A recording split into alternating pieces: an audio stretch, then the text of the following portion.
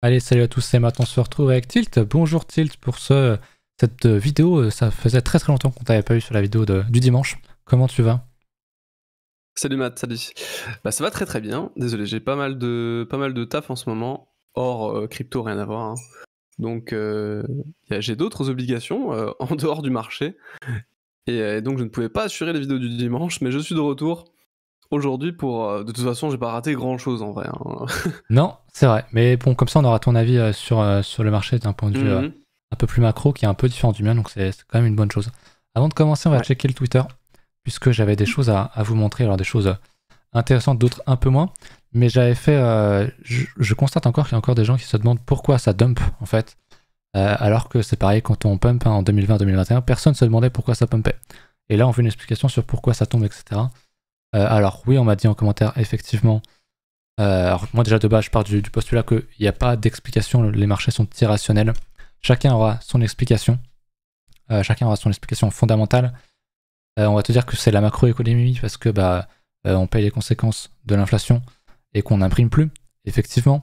Mais en 2020-2021, quand on était tous enfermés chez nous, quand le PIB descendait, quand il y avait un taux de chômage très élevé aux États-Unis, qu'il y en a qui avaient plus de thunes en France, des commerces qui fermaient et tout, toutes les actions montaient. Donc voilà, c'est la fameuse part d'irrationalité que je voulais évoquer. Tout ça pour vous dire de faire attention et de ne pas trader le fondamental, ou en tout cas dans une certaine mesure, regardez toujours votre chart et il y a un point de prix qui invalide votre scénario, c'est important. On est venu casser, on le verra tout à l'heure, le fameux niveau des 28K, je le pressentais de plus en plus sur Twitter, je vous en ai fait part. Mais la vraie grosse news que je voulais vraiment vous montrer, la vraie information, c'est celle-ci. C'est que tout à l'heure, il y avait 5 tranches de jambon au lieu de 4 dans mon paquet. Et c'est des choses qui font plaisir en bear market. C'est l'occasion de reconnaître, de regoûter à nouveau au vrai bonheur de la vie. Voilà, petite troll à part, on va passer sur le marché du coup. Non, je serais pas si... je serais moins catégorique que toi. Je pense qu'il y a différentes approches. L'approche fondamentale peut être une approche tout à fait intéressante. Ouais, je dis pas le contraire. Je serais moins clivant là-dessus. Pour je moi, pense qu'il y tu a dois des regarder stratégies. la charte. Non, pas forcément. Il y a des stratégies qui sur sont du très long terme. les fondamentalistes ne regardent pas les charts, hein. Ça, c'est une certitude. Bah oui, mais ça Il y en a qui achète un plus 500%. fonctionnent très bien d'ailleurs. Et en fait, ça, les gens ont du mal à comprendre, c'est que c'est pas forcément la stratégie qui va définir votre votre gain ou je ne sais quoi. C'est le money management qui est associé. Voilà. Et il y a forcé de constater qu'il y a des gens, il y a des fondamentalistes hein, qui font un très bon travail d'un point de vue money management, etc. Ils ne regardent pas les charts, franchement. Hein. Et derrière, en fait, ce qu'ils font par contre, c'est qu'ils ont vraiment une gestion qui est vraiment millimétrée de leur portefeuille. Et ils ont souvent, ceux qui font ça, ils font des points, on va dire, tous les 3 à 6 mois. Et ils réorientent le portefeuille en fonction de facteurs fondamentaux. Et ça reste une approche, il y a certaines personnes qui gagnent, et qui gagnent beaucoup d'argent, et qui gagnent même beaucoup plus d'argent que j'ai pu en gagner. Donc je serais moins clivant là-dessus, et je dirais pas que il faut faire ci ou il faut faire ça. Je dirais que il faut surtout, et vraiment surtout, avoir une approche au niveau du risk management qui est vraiment poussée. Et c'est vraiment là-dessus qu'il faut insister. Moi, en tout cas, c'est plutôt là-dessus que j'insisterais. Toi, t'insistes plus sur le fait il faut absolument regarder les graphiques, etc. Moi, je dis pas forcément, ça dépend de votre approche. Moi, en tout cas, c'est comme ça que je fonctionne. Je fonctionne avec des graphiques, un peu de mélange de fonda de temps à autre. Mais je serais moins clivant, je dirais qu'il y a des gens qui savent et qui font la fonda bien mieux que je ne fais et que je ne lis les graphiques. Donc, c'est sûr, mais après, ce que je voulais dire, c'était pas de juste acheter juste parce que ça te paraît bien. Tu vois, si on prend l'exemple de 2017, les gens qui ont acheté 20 000 pour la fonda, ça n'empêche pas de prendre à 3 000, alors que la fonda était la même. C'était ça ce que je voulais dire. Bien sûr, la règle d'or, c'est le money management, ce que tu fasses du fonda. À la limite, même si tu achètes à 20K en 2017, tant que tu mises pas ta maison et que tu es prêt à prendre et de revenir à 3 000, là-dessus, il n'y a pas de souci, je te rejoins tout à fait. C'est juste que le fonda n'explique pas le prix à l'instant T. Ça va se lisser sur plusieurs années. Et voilà. C'était tout ce que je voulais dire. Mais effectivement, moi, c'est vrai que je regarde plus les graphiques et que j'ai un niveau pour invalider des scénarios. Et après, si vous mettez, je sais pas, sur une action, vous mettez, je sais pas, 0,1% de votre capital, et que le truc prend moins 50%, le fondamental est toujours bien, bah, il y a moins 55, moins 50%, bah, vous pouvez remettre 0,1% de votre capital, parce que vous croyez au truc, ça lise votre prix, etc. C'est une stratégie, il n'y a Ça. aucun souci là-dessus. Mais C'est ça. j'étais pas du tout en mode, faut absolument regarder les charts ou quoi. Moi, ça m'aide, c'est sûr, mais le vrai truc, c'est de regarder, bien sûr, enfin, d'avoir un money management. C'est tout. Ben, on est d'accord là. On est tout à fait d'accord, donc tout va bien. Du coup, on va passer sur notre ami BTC en hebdomadaire. Je vous avais partagé la semaine dernière qu'on avait une bougie verte qui était potentiellement intéressante, parce que je crois que le nom c'est marteau inversé. C'est pas mal si on venait à condition qu'on venait clôturer la semaine d'après, donc l'actuelle, au-dessus, ce qu'on n'est pas du tout en train de faire. C'est même très dégueulasse qu'on fait en hebdomadaire. On est dans le Vegas hebdo, qui pose les bottoms actuellement sur les précédents cycles, donc c'est pas mal. On a un TD9, c'est bien, mais c'est pas suffisant, parce que pour l'instant, on fait une clôture en dessous du niveau, et il reste plus que 11 heures. Donc honnêtement, ça sent pas très bon. Pour l'instant, c'est pas impossible qu'on vienne rechercher l'EMA, je pense que Tilt en reparlera. Ce que j'aimerais voir vraiment sur le H4, parce que du coup le H4 est quand même très très sale, c'est sauver la clôture hebdo et sauver à minima du coup les 20K. Si on close ce soir à 28-29K ou au-dessus, là je dirais ok, je prendrai un achat, type j'ai un achat là, un stop ici, donc sous les 27K, et un TP qui peut être beaucoup plus haut et chercher la cassure de ce range là, les 38.2, pourquoi pas le 50%, avoir un risk reward important.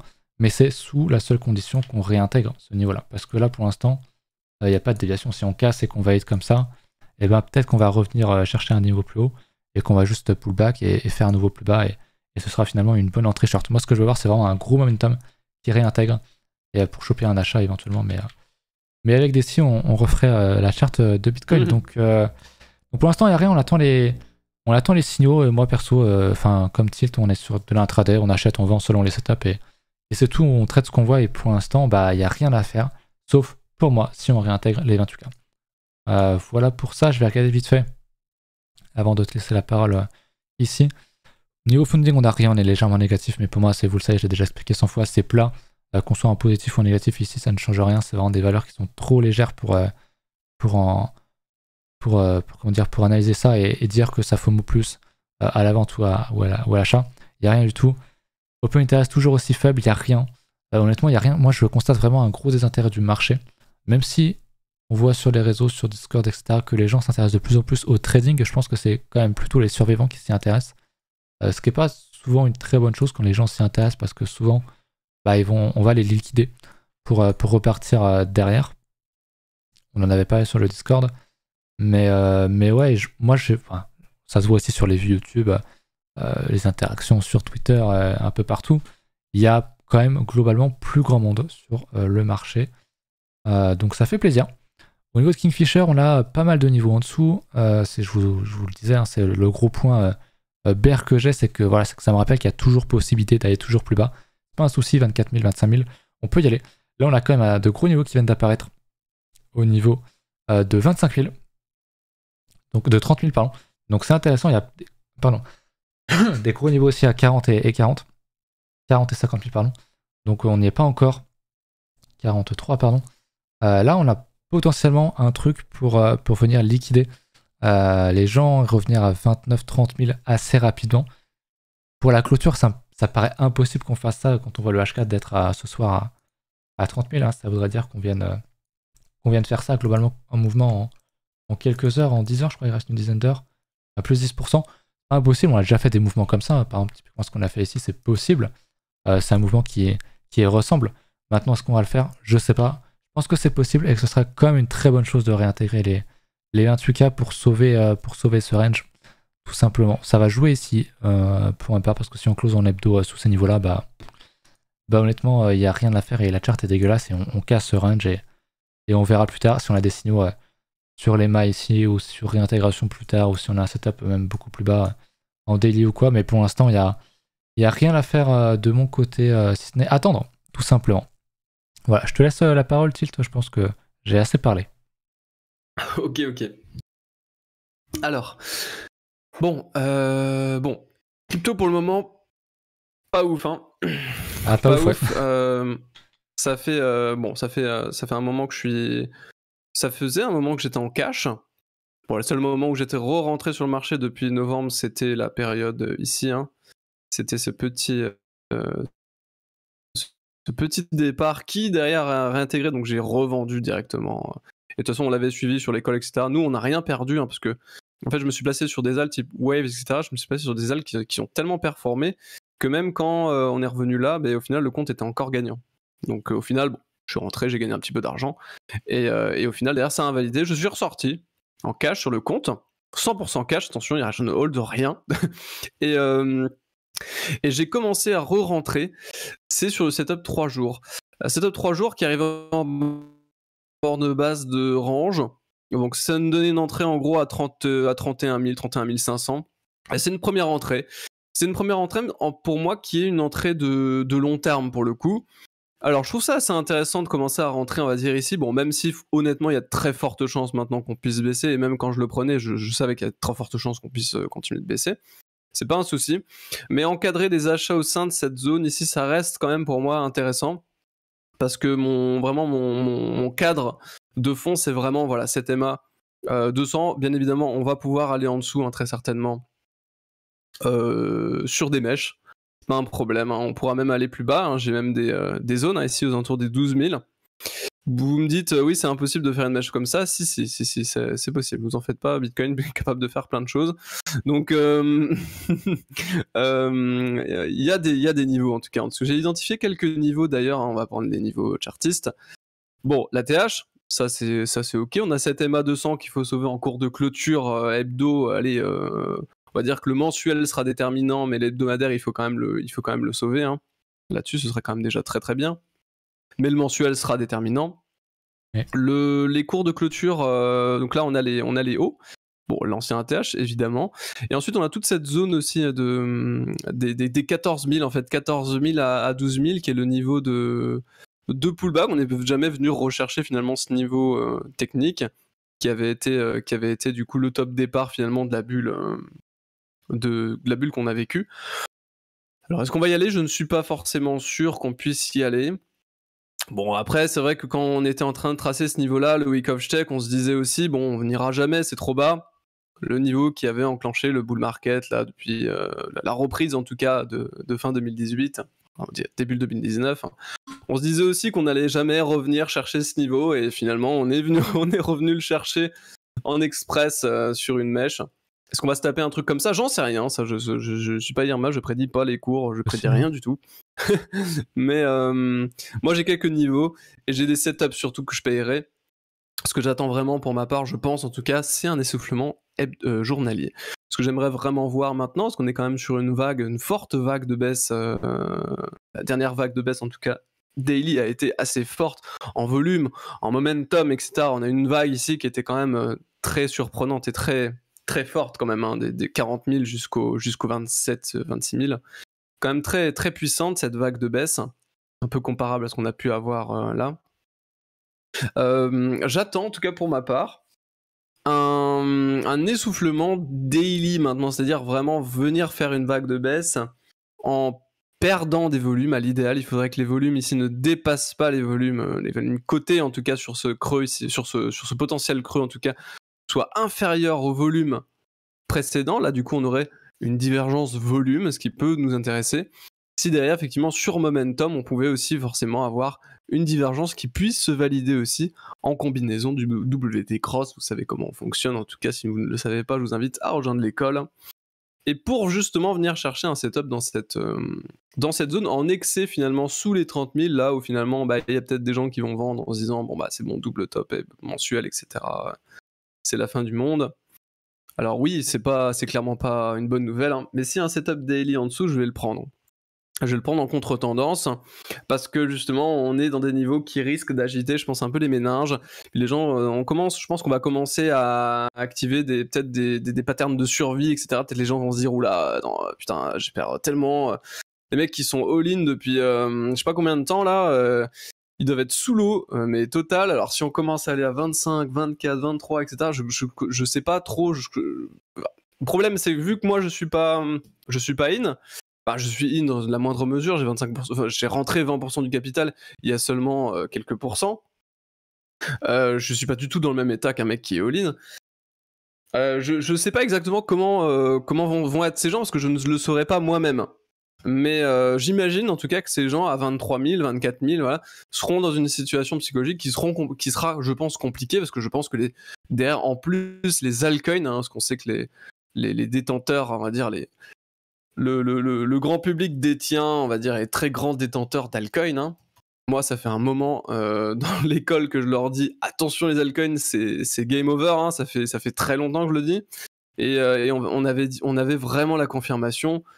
Ici, hein, là c'était vraiment si on attendait encore une confirmation, là honnêtement, voilà, fallait être aveugle pour ignorer ces signaux. Et pour le coup, voilà, bon, ça a bien payé effectivement les altcoins qui baissent quand même assez fortement, même si on est quand même sur un borne haute, je crois, sur la BTC2. Non, je ne sais plus On exactement. n'est pas loin d'un plus haut, je crois. On est sur la Pas loin résistance. d'un plus haut maintenant. Ah oui, d'accord, on commence à passer le haut de range. Ouais, on commence à passer le haut de range. De toute façon, moi je trouvais que c'était assez logique, vu que Bitcoin était plutôt dans une dynamique baissière. Il y a de fortes chances maintenant qu'on puisse éclater cette borne haute finalement et puis aller plus haut, parce que voilà, quand les gens recherchent de la défense, ils vont dans Bitcoin. Même si on trouve un bottom, on va dire, sur la crypto, les gens vont aller, enfin les gens, pas les gens, mais les gros portefeuilles iront d'abord vers le Bitcoin, parce que c'est la valeur la plus safe, la plus défensive, c'est le leader de secteur, c'est celui qui décide de la tendance à venir pour les prochains mois, les prochaines années. C'est Bitcoin qui décide, c'est pas Ether, c'est pas les autres, c'est Bitcoin qui décide ça. Parce que c'est le leader de secteur, comme General Motors l'a pu l'être dans son secteur début 1900, etc. C'était les leaders de secteur, donc c'est le leader de secteur, c'est celui qu'il faut privilégier. C'est pour ça que moi, dans ma composition de portefeuille, là, dans ce que j'ai rentré, donc les 20% de portefeuille que j'ai commencé à rentrer, on va dire, dans une stratégie DCA, hein, jusqu'à cadrer, attention, jusque sous la moyenne 200 en cours de clôture mensuelle. Ça, du coup, c'est vraiment, voilà, grosse répartition au niveau du Bitcoin, 75% de ce que je rentre part dans le Bitcoin. J'aurais même pu monter un peu plus, 80-85% dans du Bitcoin, parce que voilà, pour moi, c'est vraiment Bitcoin, c'est lui qui sera le plus intéressant, en tout cas. Même si on est amené à repartir à la hausse, pour moi, c'est Bitcoin qui sera clairement le grand gagnant de cette histoire. Même si on peut avoir des short squeeze à droite et à gauche sur quelques altcoins, parce qu'on voit qu'il y a quand même un peu de funding bear sur CoinAlyse sur certaines altcoins. On peut avoir des grands short squeeze comme ça, mais est-ce que c'est intéressant d'aller exploiter ça à l'achat? Je pense pas. Je pense pas vraiment, parce que même s'il y a des achats, c'est vraiment des grosses mèches. En plus, bon, on voit quand même certains trucs. Voilà, on a des altcoins elles sont rouges depuis. Ça fait des mois qu'elles sont rouges, ça fait des mois qu'elles sont en funding bear. C'est pas une raison d'acheter ça, parce que voilà, ça fait des mois, enfin littéralement, il y a des altcoins, je regardais, ça fait des mois qu'elles sont en funding bear. Bah ça continue de baisser, il y a aucun problème, et on va encore baisser, je pense. Donc bon, il y a pas de souci. Quelques objectifs aussi d'un point de vue gap. On avait toujours ce gap qui n'a pas été comblé. Là, on est partiellement comblé en tout cas ici, mais ici, on n'a pas encore tout à fait comblé. Il faudrait encore aller un peu plus bas. On a les 24 000 ici sur le CME. Donc là, c'est le Chicago Mercantile Exchange. Les 24 000 qui pourraient largement être tagués. D'ailleurs, ça pourrait d'ailleurs coïncider avec une poussée à la divergence finalement daily, des plus bas en cours de clôture et en mèche, avec des volumes qui pourraient potentiellement, je ne sais pas, hein, je ne prédis pas l'avenir, peut-être s'essouffler pour activer une pattern de retournement dans cette zone afin de rebondir, et je pense à terme aller encore plus bas. Hein. Mais on n'a pas encore eu peut-être ce rebond d'espoir. J'imagine quand même qu'on aura très certainement un rebond d'espoir avant de capituler. Je pense que ça pourrait être là, ça pourrait être cette poussée à la divergence daily qui pourrait du coup nous amener un rebond. Voilà, un rebond qui pourrait regagner l'espoir dans le marché, pour que justement, voilà, on repasse un peu plus solidement à l'achat, et puis derrière, on re-recte en règle, ou pas, d'ailleurs, je ne sais pas, hein, mais ce sera comme d'habitude, c'est la gestion du risque, hein, on gère son risque, et en tout cas, si on active une pattern à l'achat ici, je pense qu'il y aura un risque qui sera intéressant à pricer ici, à l'achat, hein, je pense. Et je pense que le jeu en vaudra très certainement à la chandelle. On a un autre gap plus bas, par contre, ici, c'est proche de l'ancienne ATH, aux alentours des 18 500 par là. Hein. C'est ce niveau ici, on le voit, un petit gap. Hein. Je vais vous l'agrandir un petit peu. Vous voyez ici, on a un trou, ici, on a un gap qui est intéressant potentiellement à exploiter parce qu'il est très proche de l'ancien ATH, donc ça c'est un niveau majeur, et ensuite on n'en a plus, hein. Ça c'est pas un gap, hein. Ça non plus, ça on voyait, on est quasiment venu le chercher, bon on pourrait le mettre, mais franchement c'est rien du tout, hein. C'est 40 balles de gap, je pense pas que ça soit vraiment vraiment visiblement tout le monde en repéré parlait à par les l'époque. opérateurs de marché. Tout le monde voulait racheter ici, Voilà. on n'y est pas allé. C'est ça. Et donc voilà. Donc voilà, moi pour ma part, voilà, je commence à me réexposer au marché petit à petit. Attention, à 20% du portefeuille, c'est pas non plus incroyable, hein. Franchement, j'avais pas, du coup, vous en doutez bien, une grosse conviction à l'achat sur ces niveaux. C'était juste parce que ma stratégie me dit que là, il y a quelque chose à jouer, donc je le joue. Mais voilà, c'est vraiment voilà, histoire de faire acte de présence. On est là, on pose 20% et on voit ce que ça va donner. Même si, honnêtement, même si ça perd 50%, bon, je perds 10% sur capital. C'est pas la mort, hein. Pour des stratégies d'investissement, perdre 10% sur capital, honnêtement, c'est vraiment pas la mort. Admettons, on se retrouve à 15 000, je perds 10% sur capital, waouh, incroyable. On s'en fout, hein. En vrai, j'en ai rien à foutre, hein. Je peux perdre 10% de mon capital sur des stratégies agro DCA, il n'y a aucun problème là-dessus.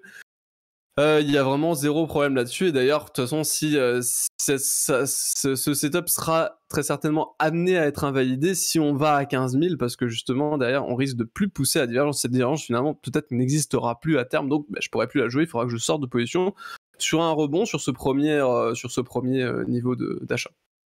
Donc voilà pour ma part ce que j'attends globalement pour le moment, un essoufflement daily.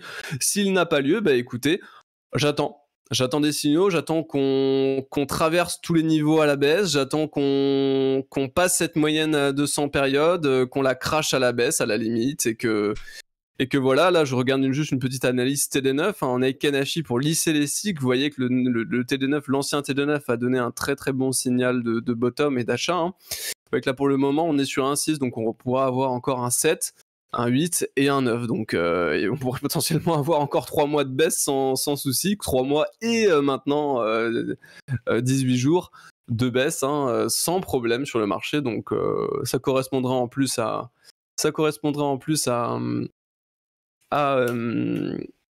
la rentrée globalement. Et aussi on a cette petite pastille sur le H-Ribon d'ailleurs qui commence à passer bleu. Voilà, bon, ça c'est l'indicateur un peu magique, c'est comme un peu le P-Cycle top là, qui accole tous les tops, etc. Ouais. Là c'est un peu la même chose avec le H-Ribon, l'indicateur, vous regarderez de votre côté, je vous présente pas, je pense qu'il est déjà assez connu. H-Ribon, la pastille, voilà, la pastille qui commence à activer, et attention, cette pastille, avant d'activer une pastille bleue, ça peut prendre 3 mois, donc pareil, ça correspond à peu près à un timing potentiellement TD9, donc voilà. Si on pouvait avoir la pastille bleue, plus un TD9, plus des niveaux qui sont bien travaillés à ce moment-là, etc., ça pourrait très certainement être un autre niveau à payer en DCA, mais pour le moment, voilà, je reste assez défensif sur le marché, étant donné que le marché est quand même fortement orienté à la baisse, et il faut faire vraiment attention dans ce type de contexte. Voilà pour le Bitcoin. J'ai une question pour toi du coup, quelle est ton invalidation du scénario baissier sur BTC, sur les alts, mais bon, on parle de BTC parce que du scénario baissier. Quelle est l'invalidation du scénario baissier? Parce que, admettons, on tombe pas, on va pas chercher ta div, on va pas non plus bas. Quel est ton scénario où tu te dis, ok, peut-être qu'on va à minima range longtemps, on peut repartir peut-être plus haut plus tard? C'est quoi le... Alors, mon invalidation, déjà, mon invalidation, clairement, c'est repasser au-dessus de cette moyenne à 50 périodes. Ok. Parce que si on fait ça, si on fait ça, il y aura quelque chose d'intéressant ici. Donc déjà, c'est qu'on serait passé en dessous, on aura rejeté, on aura fait une déviation, la El Famoso déviation, on a le range, on aura le range ici, déviation à la hausse, déviation à la baisse, hein, et on réintègre et on repasse les niveaux de moyen terme et d'ailleurs de long terme, hein, les niveaux de bull market. Si on fait ça, effectivement, pour moi, ça va être intéressant de commencer à se replacer. Et je pense que voilà, j'aurai très certainement une exposition qui sera, quand on sera sur ces niveaux et qu'on repassera ces niveaux, si ça arrive en tout cas, la validation de scénario baissier. Si ça arrive en tout cas, parce que je risque d'être exposé globalement là-dedans à 50%. Pourquoi 50%? Parce que il y aura quasiment autant de chances de monter que de baisser. Même si pour moi il y aura plus de chances de monter, factuellement on sera en mid range, etc. Avoir une exposition autre que 50%, ce sera un petit peu débile, quoi. Donc pour moi ce sera une exposition qui sera assez mesurée. Et là effectivement, voilà, je pense que ce sera peut-être plus le moment de regarder que Bitcoin. Il faudra sûrement regarder peut-être les altcoins, etc. Et s'il y a des choses qui commencent à se dessiner sur les altcoins, vu qu'on sera finalement dans un grand range BTC, effectivement, bah là, il y aura peut-être des choses qui vont se passer au niveau des altcoins. Peut-être que la dominance du BTC va commencer à chuter. Peut-être que tu vois, peut-être qu'il va y avoir des choses qui vont commencer à se dessiner sur des secteurs. Peut-être qu'il va y avoir une nouvelle mode, une nouvelle hype. Je sais pas ce qui va se passer à ce moment-là. Mais je serai là pour essayer de les détecter et de rentrer au moment où il faudra, comme je suis rentré dans les NFT au moment où il fallait, comme je suis rentré dans quelques hypes comme ça au moment où il fallait. J'essayerai en tout cas de faire ce job pour l'école et puis pour moi-même lors des prochains mois, si ça arrive en tout cas, si ce scénario arrive. Ok, je vais repasser sur mon écran parce que tu as parlé d'Ether, mais j'ai pas pu en parler de mon côté. Je vais parler un petit peu des alpes pour donner le scénario Opium, quoi, le truc qui serait intéressant. Et auquel cas, bien sûr, encore une fois, quand on n'a pas les signaux, quand on n'a pas les clôtures qu'on veut, bah on fait rien. Ether a donc, voilà, on s'y attendait, hein, est venu chercher les plus bas ici à minima pour prendre la liquidité. On voit qu'on est pile retagué l'ancien ATH. Donc c'est un retest en mensuel, je pense que ça va bien se voir. On est sur un retest ici. Alors, on peut pousser un peu. Ça serait quand même pas très bon. Idéalement, c'est vrai qu'on aimerait retrouver ces niveaux assez rapidement pour faire un petit peu comme sur BTC potentiellement et jouer le scénar de la déviation. Mais pour l'instant, on l'a pas. Il y a encore 18 jours pour la clôture mensuelle. Donc c'est en attente. Mais pareil, Ethereum qui est très très très sage. Je sais pas comment est-ce qu'il a pris lui. Il a pris moins 70%. C'est énorme. C'est vraiment énorme. Au niveau de sa paire, pardon, c'est pas ici. Au niveau de sa paire en BTC, tu l'as dit, on casse aussi du coup ce range. Pareil, on peut juste laisser une mèche réintégrer ou pas. C'est-à-dire que si on réintègre pas, très clairement, je pense que les prochains niveaux, hein, c'est ceci. Les 0,043. Donc on a largement le temps de voir venir si on y va pour acheter des choses avec des setups, etc. Tout simplement. Un autre truc que je voulais vous montrer aussi, parce qu'on a vu la dominance, tu l'as bien montré. Mais ce qui était intéressant, je sais plus si c'est cette charte-là. Pas cette charte-là, ça va être celle-ci. Voilà, c'est la dominance inversée. Alors c'est pas celle-là, je crois pas que je la retrouve. Attendez, parce que j'avais une charte qui était très, très intéressante. Voilà, c'est ça. C'est le fameux total 2 divisé par BTC. Vous saviez, hein, on disait qu'on était très bullish ici, parce que bah, honnêtement, il y avait de quoi être bullish, même si encore une fois, on disait fallait absolument attendre les signaux. Casser ces niveaux-là, on ne l'a pas fait, parce qu'on avait un gros range sur un ancien niveau. Et voilà, pour l'instant, on vient rechercher le bad range qui est ici. Est-ce qu'on va mécher en dessous ou pas, je sais pas. Mais dans l'idée, bah, on remonte derrière et ce serait bien. Après, si on vient se casser la gueule, bah, on vient se casser la gueule, tant pis, il n'y aura rien. Mais derrière, peut-être qu'on pourrait revenir, mais bon, ça serait dans plusieurs années. Donc, ouais, mais quand je vois un price action comme ça, honnêtement, c'est difficile de se dire qu'on va revenir à 10 millions sur cet indice-là, ou aller même beaucoup plus bas et se casser la gueule. Parce que honnêtement, revenir rechercher un tel niveau, c'est quand même pas commun. Surtout range autant de temps en dessous. C'est pareil du coup, hein, c'est la dominance inversée, mais ici ce qu'on a, c'est on avait un range, on a fait une déviation au nord, peut-être qu'on en fera une au sud, peut-être pas. On est en train d'en faire une. On laisse une petite mèche pour l'instant. Donc pourquoi pas. Moi ce que je me dis c'est. Alors il y a beaucoup de suites, il y a beaucoup de gens. Bon, on va dire que je suis le bull de l'équipe et Tilt le bear. Et c'est pour ça qu'on a fait la chaîne à deux, c'est que on n'a pas nos mêmes opinions. On n'a pas la même opinion tout le temps. Et c'est une bonne chose. Mais je me dis, si on fait un truc comme ça, qui aura acheté, qui n'aura pas vendu ses alts, qui sera dans le train, tu vois. Et si on va rechercher des plus hauts sur cet indice, je sais pas, en fin d'année ou mars-avril de l'année prochaine, combien de personnes seront laissées sur le côté? Je sais pas, à mon avis, il y en aura beaucoup. Je pense potentiellement qu'on a un bottom ici, mais très clairement, je veux qu'on consolide, qu'on garde ces niveaux-là. Sinon, bah, c'est à la cave, hein, comme on l'a dit, on ira chercher des niveaux beaucoup plus bas. Donc voilà, on est dans une période un peu clé où je me dis qu'il y a quand même pas mal de fuites, il y a pas mal de gens qui annoncent leurs targets qui sont de plus en plus basses. Je me souviens par exemple, si je vais sur un truc au hasard, si je vais, je sais pas, sur Solana, je sais pas si je l'ai encore dans le coin, Solana ou Elrond, qu'importe, pour un truc que je trouve, voilà, Solana, quand on était à 300, tout le monde se disait, bah putain, si on revient à 50, j'achète, c'est le support, 50-60, je rachète. 135, je rachète. Maintenant, les gens sont en mode, bon, bah, si on va à 4, je rachète, tu vois. Donc, on a pris très très cher sur ces actifs-là. On est à moins 88, ce qui est pas mal, mais encore une fois, ce genre d'actifs, au dernier cycle prenait moins 99%, moins 95%. Donc effectivement, on pourrait aller chercher le fameux niveau des 4 $. Mais j'ai l'impression que les gens sont quand même pas mal orientés BR, qu'on t'annonce pas mal la cassure de certains niveaux et tout. Et en face aussi, je le dis très honnêtement, je suis pas le seul à voir ça. Il y en a beaucoup aussi qui pensent que c'est le bottom. Donc honnêtement, je m'attends pas mal à de la volat. Typiquement, si je retourne sur BTC, le scénario qu'a évoqué Tilt me paraît intéressant. Venir retaguer les 38, 37 pour venir refaire un plus bas derrière, ça serait parfait. C'est-à-dire que là, tu ramènes les gens dans le trait en disant ça est bull market, les gens sont ultra bullish. Et derrière, tu dégueules tout et on aurait à nouveau le scénario à la 2017-18. Où bah là, moi, je me souviens très bien que sur ce support, les gens étaient très bullish. Et on les a massacrés. Et derrière, on avait bottom. Et tout le long, il y avait des gens qui shortaient. Une fois qu'on était là, c'était ah, ça y est, c'est bon, on n'ira jamais rechercher ce niveau-là. Alors que moi, je me souviens, j'avais tracé un petit volume profile où on avait un beau trou ici. Je disais, ici, si on y retourne, ce sera un très beau niveau. Et on se faisait. C'était sur la baline à l'époque. C'était même pas sur Zone 9, je crois qu'on n'avait pas commencé. Et on me disait, mais non, mais t'es con, jamais on reviendra à ce niveau-là. Au pire, on va chercher ce niveau-là des 6000 qui est l'ancien gros support. On est venu le chercher, on l'a rebounce et puis on l'a tout dégueulé. Alors voilà, les gens diront que c'était pas prévu, c'était la crise Covid et tout. Trouvez les excuses que vous voulez, encore une fois, on l'a dit en intro. Enfin, pour moi en tout cas, les gens trouveront leurs excuses qui les arrangent avec les news ou quoi. Donc qu'importe. Ouais, c'est juste un petit point sur ce fait-là. On est à 30 minutes de vidéo, est-ce que tu veux ajouter quelque chose Moi, je suis pas trop d'accord sur le fait. Je pense que les gens sont majoritairement sur les altcoins. Je le vois dans les différents sondages que je regarde. Quasiment tous les sondages que j'ai vus ces derniers 3-4 mois, c'est vraiment des gens qui sont majoritairement exposés en altcoin sur le marché. Qui vote les survivants. Et dans des trucs vrais. Hein? Ouais. Qui vote? C'est les survivants qui sont encore là. En vrai, on a perdu beaucoup de monde.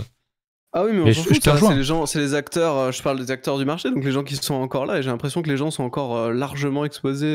Il y aura toujours du monde. Moi, je suis pas fan. De toute façon, tu sais très bien que mon avis là-dessus, c'est que de toute façon, ça sert à rien d'anticiper pour moi, même si effectivement je vais pas spot le bottom, bah, c'est pas grave, je rentrerai. De toute façon, il y a pas toutes les altcoins qui vont péter en même temps, donc il y aura toujours des opportunités à aller chercher à droite et à gauche, c'est pas un souci. Et puis de toute façon, en plus, le problème à essayer de spot les altcoins maintenant, pour ma part en tout cas, vu que je suis plutôt dans des stratégies sur les altcoins de hype follower, je sais pas du tout demain dans quel secteur il va y avoir une hype. Donc si tu me demandes aujourd'hui dans quel altcoin j'ai envie de rentrer, bon, j'en ai peut-être 2-3 en tête, mais c'est tout. Enfin, tu vois, il n'y a pas de ETH, parce que c'est le truc, voilà. Oui, il faut attendre l'ETH dans tous les cas. Certains que j'aime bien, genre Ape et tout, avec le métaverse par les BYC et tout, qui je pense a de l'avenir. Voilà, certaines choses comme ça qui peuvent être. Voilà. Mais c'est vrai que j'en ai pas 30 000, quoi. Clairement, j'ai pas 30 000 trucs qui me viennent en tête. Je sais pas du tout la hype de demain, tu vois. Donc, ça se trouve, là, je vais acheter des coins. Bon, les trucs, en plus, ça se trouve, très certainement, ils vont baisser. En tout cas, c'est mon avis. Et ça se trouve, le pire du pire, c'est qu'au moment où ça va se reprendre, je suis même pas dans la hype. Tu sais, je suis même pas dans le secteur qui va exploser, tu vois. Donc, alors ça, c'est le somme intégral. Donc, c'est pour ça que je préfère attendre qu'on structure, qu'on se casse la gueule, qu'on commence à rebondir. Effectivement, je vais pas acheter les bottoms. J'ai jamais dit que j'achetais les bottoms, hein, c'est clair. Je vais pas acheter les bottoms, mais je vais acheter une reprise, en tout cas, de marché. S'il y a reprise de marché, bon, j'imagine quand même qu'il y aura une reprise de marché. Je suis bear, mais quand même pas à ce point. Et vers les secteurs, justement, qui, pour moi, auront de l'importance. Je termine juste rapidement. Là, si tu veux juste montrer mon écran, la dominance du Bitcoin, je pense qu'on peut revenir ici taguer ce niveau de double top mensuel. C'est un très très gros level à venir rechercher. Donc pour moi, on peut revenir le chercher sans trop de soucis. Et si on arrive ici, qu'on est sur des bottoms, peut-être proche des bottoms, etc., que le Bitcoin s'est déjà un petit peu repris et tout, voilà, que les éléments sont en confluence, qu'on a des setups de retournement sur les altcoins et tout, il n'y a aucun problème. J'entrerai dans des altcoins ici, je pense, sur ces niveaux, ça m'intéressera très certainement. Sur le marché américain, pour le contexte globalement ici, voilà, on s'est arrêté sur toute la vague, pour l'instant, voilà, sur toute cette vague de hausse ici qu'on a eu. J'ai tracé un petit niveau de Fibo. Pour l'instant, on s'est arrêté vraiment assez proprement sur les 0,38,2, ce qui est assez vraiment, c'est quasiment au tick près, c'est très propre. Alors est-ce qu'on maintenant on va structurer un bottom là-dedans? Bah c'est possible, j'en sais rien, je prédis pas l'avenir. En 3 jours, est-ce qu'on va avoir un double bottom? Bah c'est possible, j'en sais rien. Derrière, ce qu'il faut absolument réintégrer, c'est la moyenne 50 périodes de fond, plus à la limite ce petit niveau chartiste qui est vraiment le niveau de retournement, le double top. Si on réintègre tout ça derrière, hop, c'est bull market. Derrière, on va remettre des ATH, il faudra se rediriger vers la crypto, etc. très fortement sur les assets à risque et compagnie. Pour moi, là, il y aura plus de doute. Et vraiment, alors, est-ce qu'on va structurer un double top ici double bottom ici? On est en train de te perdre, Tilt. Bah, si je serai à l'achat très certainement. Ah, on est en train de me perdre apparemment. Ouais, c'est bon, c'est revenu. Tu peux je suis là, désolé. Peut-être parce que je parle assez vite pour essayer de finir. Donc, est-ce qu'on aura un double bottom 3 jours et tout? J'en sais rien du tout, je sais pas. Si on le fait, je vais re-rentrer à l'achat, je pense au moins à court terme, hein, pour venir chercher une vague de hausse, peut-être juste que sur les résistances. Est-ce que derrière, on va casser les niveaux majeurs qui m'intéressent pour reprendre les cycles et repartir sur un bull run? Peut-être, j'en sais rien. Là. De toute façon, personne ne sait. Hein. On peut juste établir des niveaux et voir si effectivement on va les casser ou on va pas les casser. Est-ce qu'on va les pull back? Est-ce qu'on va pas les pull back?